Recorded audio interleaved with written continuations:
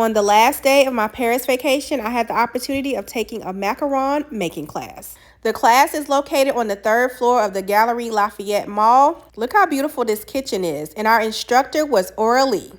This is her showing us how to make the macaron shells, which starts by whipping egg whites that have been brought to room temperature. I loved how she involved the kids. Maya had so much fun making these macarons. The first macaron that she showed us how to make was a chocolate French macaron.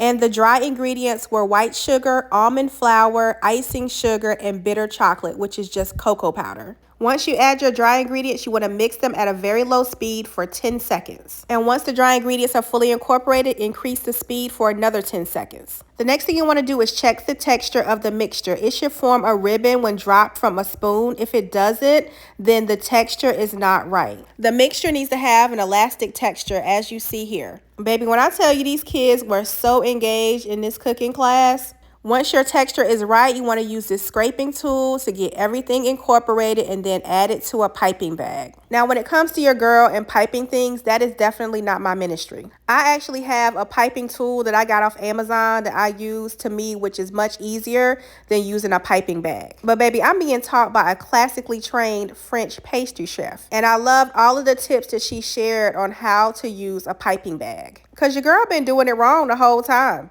The other thing that I love was this hack that she showed us. So your parchment paper does not move while you're piping your macarons. You just want to add a little bit of batter to the bottom of a baking tray and use that batter as like little glue dots to make sure that the parchment paper doesn't move. That is so genius. Aurelie spoke in English and in French, so here is her explaining how to use the piping tool. The tip with your other hand, you flip it, and then you start to squeeze from the top. You put pressure from the top straight down. She gave the instructions in French and in English because there were French-speaking folks in the class as well as English-speaking folks in the class. And look how beautifully she piped these macarons. Absolutely beautiful.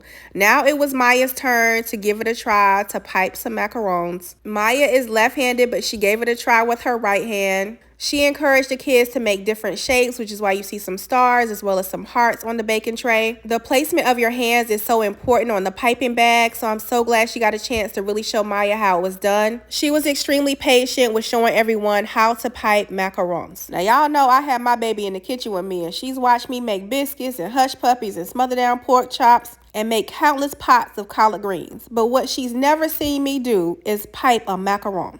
I have never attempted to make one until my time in Paris, and I'm so glad I got the opportunity to do it. Maya and all the kids did such a good job. Just like anything in baking, it's important to tap those air bubbles out before you put it in the oven. But with macarons, you have to let it sit out for a little bit before you bake it. So after we learned how to make the macaron shells, we then moved on to making the ganache. So the ingredients for the ganache is some dark chocolate, some softened butter, and then a little bit of cream. When I tell you we whisked this until our arms were about to fall off, I am not playing. It's important to whisk until the chocolate turns colors, and I'll show you guys what I mean in a little bit. These are our macaron shells. Look how pretty they came out.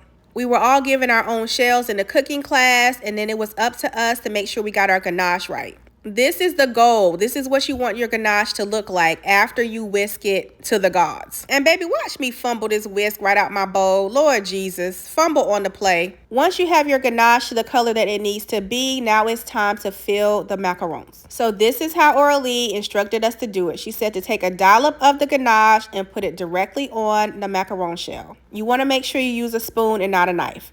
Once you have your dollop on there, you just want to place the top of the shell directly on top, just like this. The next step is very important. Do not press them together. All you want to do is add the top and simply twist. Okay, this was my first one doing it, so let me show you guys again. The chocolate was coming out on the side on the first one I did, but it's not too bad for my first try.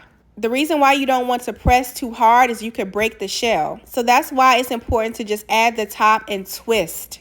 Baby, when I tell you I learned so many hacks in this cooking class, I was definitely in my element because obviously I'm a food content creator and I love to cook and bake. When I tell you this was right up my alley, look how I twisted it to make sure that my ganache was in place and was absolutely perfect. Looks amazing. So here are how my chocolate ones came out. Now we're going to work on the pistachio ones. So the ingredients for the pistachio ganache is pistachio nut powder, almond powder, powdered sugar, pistachio paste, and softened butter. Aurelie already had everything in a bowl for us. All we had to do is mix it up and make sure everything was well incorporated. This was so much fun to me because I had not been in the kitchen. I had not cooked a thing since I left the USA. So I enjoyed this class so much. As I mentioned earlier, baby, I have a whole piping gun that I use. I don't like using piping bags because I don't really understand how to use them. They are intimidating to me, but I got a chance to really understand how to use them in this cooking class. So you add your piping tip to your piping bag. Once you have your tip in place, fold it down just a little bit. I actually had folded mine down a little bit too much. And then just use a butter knife to cut off the excess of the piping bag. You see how my girl is coming over and helping me? She was so helpful in helping me understand what to do. Baby, all you got to do is just work that butter knife around the end of that piping bag until it comes off, and then you are ready to add your filling. It took me a little bit of time, but I finally got it. The one thing I learned about making macaroons is you have to have a lot of patience. So now I'm adding my filling to the piping bag. And y'all, even I was doing this part wrong. So I'm thinking I'm doing my big one right, and I'm adding my ganache to my piping bag. First of all, I rolled my piping bag down a little bit too far. So I'm so glad she came over to correct me and to show me the best way to get the ganache down the piping bag. Look at me messing up again. No, the best way to get it down is to use the back of a knife. I truly appreciated all the tips and techniques that I learned in this class. Aurelie, sis, if you ever come to the United States and want to learn how to roll some biscuits, I got you covered. Because you showed me a thing or two with these macarons. Y'all, I was so proud of myself. This is me adding the ganache to the pistachio macarons. I love that we got the opportunity to make both the chocolate French as well as the pistachio almond. So once I had my ganache in place, look how beautiful they look. I'm just going to do the same method and add the tops to the macarons. Like I showed you earlier, you don't want to press them down. You just want to gently put the top on and twist it so the ganache is in place, just like that. Look how beautiful and perfect that is. It's got a little bit of chocolate on the side, but it's okay. It's okay. Look at this. So easy, and these came out so pretty. I got to do a little taste test of the chocolate one, and it was so good. Unfortunately, Maya got a little upset because she couldn't try it. Maya has a nut allergy, and in both of these macarons is almond powder and pistachio nut powder. That's a no-no for my girl. But this is the recipe for both. It's in French and in English, and you can screenshot it if you want to try it. I may try to recreate them at home using all of the things that I learned in this class. I'll keep you posted. Taking this class, especially as a food content creator, was such a full circle moment for me. I truly enjoyed everything that I learned in the class. I appreciate you, Aurelie, for everything that you taught me. I truly enjoyed it. These chocolate and pistachio macarons were definitely spilling the sweet tea approved.